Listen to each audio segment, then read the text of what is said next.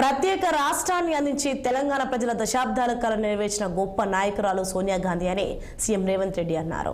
సోనియా 78వ జన్మదిన సందర్భంగా ఆమెకు తెలంగాణ ప్రజల తరపున సీఎం శుభాకాంక్షలు తెలిపారు. డిసెంబర్ 9 తెలంగాణకు పర్వదినమని 2009 డిసెంబర్ 9న తెలంగాణ రాష్ట్ర ఏర్పాటుకు సంబంధించి ప్రకటన వచ్చిందని ఆయన చెప్పారు. అసెంబ్లీ శీతాకాల సమావేశాల్లో తొలి రోజు సీఎం రేవంత్ రెడ్డి మాట్లాడారు. తెలంగాణ పోరాటంలో సకల జనులకు ఏకం చేసింది తెలంగాణ తల్లి అని రేవంత్ అన్నారు.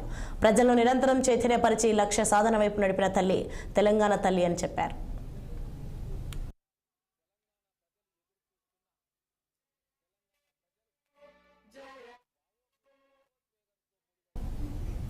తెలంగాణ తల్లికి గుర్తింపు లేదని, ప్రజా పోరాటాలకు ఊపిరి పోసిన మాతృమూర్తిని గౌరవించుకునేందుకు నిర్ణయం తీసుకున్నామని తెలిపారు.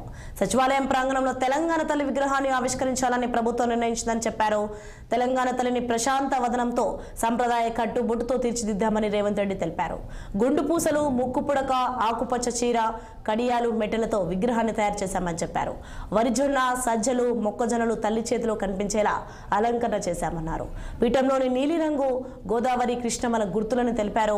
చరిత్ర ఉన్నంత వరకు తెలంగాణ తల్లి నిలిచిపోవాలని ఆకాంక్షించారు సీఎం రేవంత్ రెడ్డి.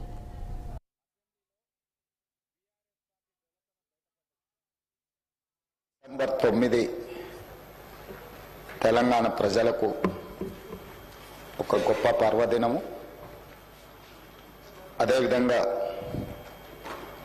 డిసెంబర్ 9, 2009 నాడు ఆనాటి కేంద్ర హోంశాఖ మాత్యులు చిదంబరం గారు తెలంగాణ రాష్ట్ర ఏర్పాటు ప్రక్రియను ప్రారంభిస్తున్నామని చెప్పడమే కాకుండా మొట్టమొదటి తెలంగాణ రాష్ట్ర ఏర్పాటు ఆకాంక్షను వారు ముందుకు తీసుకొచ్చారు.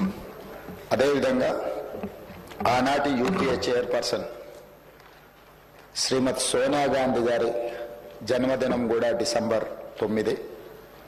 ఈ రోజుకు వారు 78 సంవత్సరాలు పూర్తి చేసుకొని వారు మన 60 సంవత్సరాల ఆకాంక్ష 4 కోట్ల తెలంగాణ ప్రజలు ఏ ఆకాంక్ష కోసం, ఏ ప్రత్యేక రాష్ట్రం కోసం పోరాటం చేసిండ్రో, అమరులైనరో ఆ ఆకాంక్ష నెరవేరడానికి పునాది రాయబడే రోజు. అందుకే ఈరోజు ఈ శాసనసభ ద్వారా తమరి అనుమతితో శ్రీమతి సోనియా గాంధీ గారికి జన్మదిన శుభాకాంక్షలు సభ ద్వారా తెలియజేయడము మన యొక్క తెలంగాణ ప్రజల యొక్క కృతజ్ఞత. శ్రీమతి